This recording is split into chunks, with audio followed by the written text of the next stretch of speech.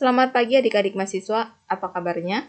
Kakak berharap adik-adik mahasiswa masih dalam keadaan sehat dan masih tetap semangat untuk melanjutkan perkuliahan kita pada pagi hari ini. Pada pagi hari ini, kita kembali bertemu di perkuliahan daring pada mata kuliah manajemen, dan di mata kuliah ini kita sudah masuk topik yang ke-12. Di topik ini nantinya kita akan membahas tentang konsep pengembangan organisasi. Adapun subtopik yang akan kita bahas pada pagi hari ini, yang pertama itu adalah tahap-tahap proses perubahan, yang kedua pendekatan perubahan organisasi, yang ketiga konsep pengembangan organisasi. Baiklah, kita masuk kepada subtopik kita yang pertama, yaitu tahap-tahap proses perubahan. Sebelum kita mengetahui tahap-tahap dari proses perubahan, kita perlu tahu dulu itu apa perubahan. Perubahan adalah individu, biasanya dari luar satuan kerja atau organisasi yang sedang diubah, yang mengalami peranan kepemimpinan dalam pemprakarsaan dan pengenalan proses perubahan. Jadi, perubahan ini adalah adanya sesuatu yang diubah. Sesuatu yang diubah itu bisa hal dalam pengambilan keputusan, bisa hal dalam kepemimpinan, yang pasti proses perubahan ini berdampak untuk lebih baik lagi di dalam suatu organisasi. Adapun tahap-tahap dari proses perubahan, yang pertama itu adalah perubahan itu terjadi karena adanya tekanan dan desakan, di mana hal ini disebabkan oleh berbagai masalah.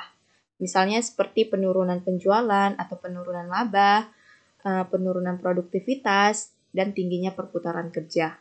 Lalu tahap-tahap yang kedua yaitu interventasi dan reorientasi, di mana seorang konsultan atau pengantar perubahan dari luar, seorang konsultan dari luar itu dia merumuskan masalah dan memulai proses dengan membuat para anggota organisasi untuk memusatkan perhatiannya pada masalah tersebut. Lalu tahap perubahan yang ketiga yaitu diagnosa dan pengenalan masalah, yaitu informasi dikumpulkan dan dianalisa oleh pengantar perubahan dan manajemen. Masalah-masalah yang penting dikenali dan diperhatikan. Jadi setelah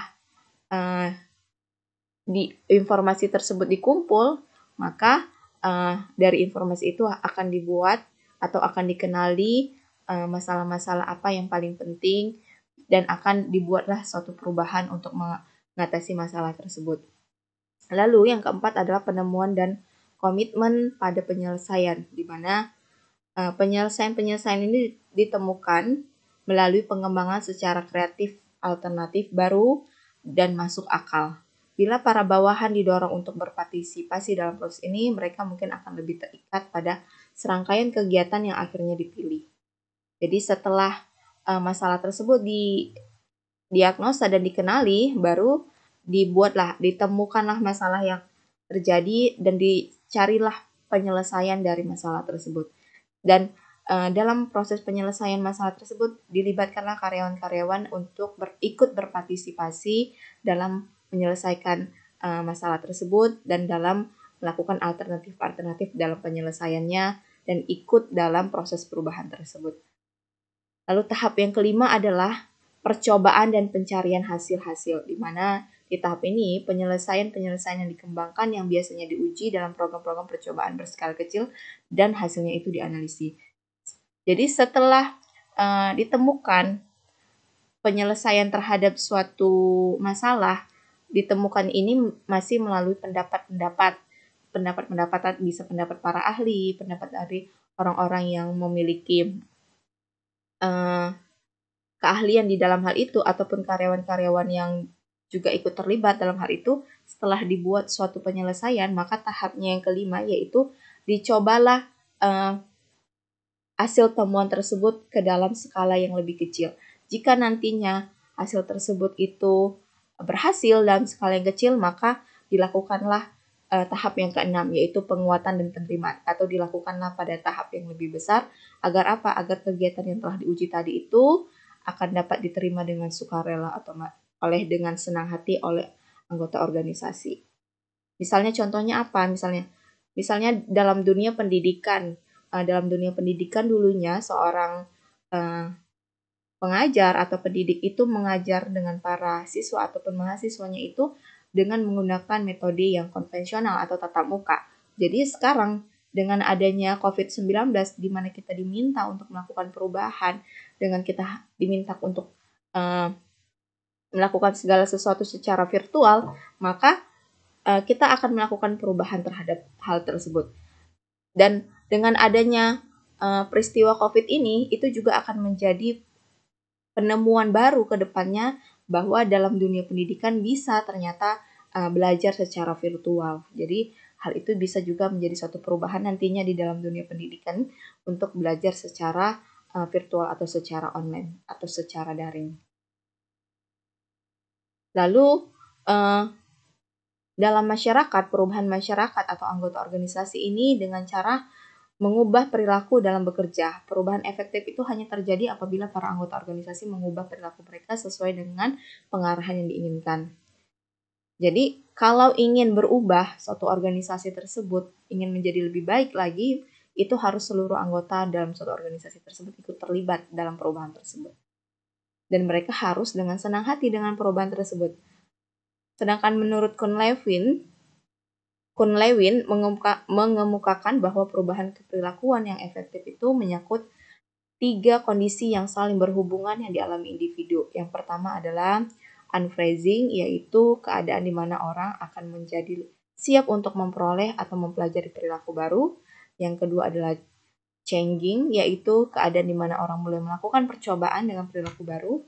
Dan yang ketiga adalah rephrasing, yaitu keadaan di mana orang memandang bahwa pola pikiran yang telah dicobanya selama periode changing menjadi bagian dari orang terseluruh. Lalu yang kedua, pendekatan yang digunakan dalam proses perubahan dalam organisasi. Pendekatan yang pertama itu adalah pendekatan struktural, di mana pendekatan struktural ini dibagi menjadi 3 kelompok. Yang pertama melalui aplikasi prinsip-prinsip perancangan organisasi klasikal, yaitu dengan perumusan secara jelas dan hati-hati. Yang kedua, melalui desentralisasi, yaitu pemusatan perhatian pada kegiatan-kegiatan yang berprioritas tinggi. Yang ketiga adalah melalui modifikasi aliran kerja, yaitu pengelompokan keahlian akan menyebabkan perbaikan produktivitas secara langsung dan cenderung memperbaiki semangat dan kepuasan kerja. Lalu pendekatan yang kedua itu adalah pendekatan teknologis, di mana pendekatan teknologis itu yaitu memperbaiki interaksi-interaksi antara para karyawan dan mesin-mesin untuk meningkatkan efisiensi. Pengubahan teknologi berarti mengubah atau memodifikasi faktor-faktor peralatan, teknik-teknik riset, sistem produksi, metode, dan prosedur. Jadi pendekatan teknologis ini adanya pendekatan perubahan dengan melihat apakah selama ini suatu organisasi atau suatu perusahaan tersebut telah efisien dalam penggunaan teknologi. Dalam hal ini adalah mesin-mesin dan dalam hal penggunaan karyawan di sini. Apakah telah efisien dan efektif? Jika telah efisien dan efektif, maka tidak perlu dilakukan perubahan. Tetapi kalau misalnya misalnya tidak efisien, perlu adanya penambahan dalam hal mesin dan perlu adanya tambahan dalam hal karyawan, maka dilakukanlah perubahan dalam hal ini. Dan proses perubahan itu disebut proses perubahan dengan pendekatan teknologis. Lalu yang ketiga adalah pendekatan orang, yaitu untuk mengubah secara langsung perilaku karyawan melalui pemusatan pada keterampilan, sikap, persepsi, dan pengharapan mereka, sehingga mereka akan melaksanakan tugas dengan efektif. Jadi proses perubahan ini dilakukan dengan pendekatan secara langsung dengan karyawan. Jadi mereka itu harus dirubah secara sikap mereka, persepsi atau pandangan mereka terhadap sesuatu, dalam hal ini pandangan Anda terhadap perubahan, dan harapan mereka. Harapan ini adalah jika mereka berubah, apa yang mereka peroleh dari hal perubahan tersebut. Misalnya, hal-hal yang bersifat lebih mudah atau hal-hal yang bersifat lebih efektif dan efisien dalam kinerja atau dalam kerja. Ataupun dengan adanya perubahan ini, mereka akan mendapatkan bonus misalnya. Dan dengan adanya pengharapan ini nantinya proses perubahan itu pun jadi akan lebih mudah dan akan lebih gampang untuk diterima oleh karyawan. Lalu yang ketiga adalah konsep pengembangan organisasi. Di mana konsep pengembangan organisasi adalah kita harus mengetahui dulu apa itu pengertian dari pengembangan organisasi. Menurut Warner, dia mendefinisikan pengembangan organisasi sebagai suatu proses perubahan dalam budaya organisasi melalui penggunaan teknologi, riset, dan teori ilmiah keperilakuan.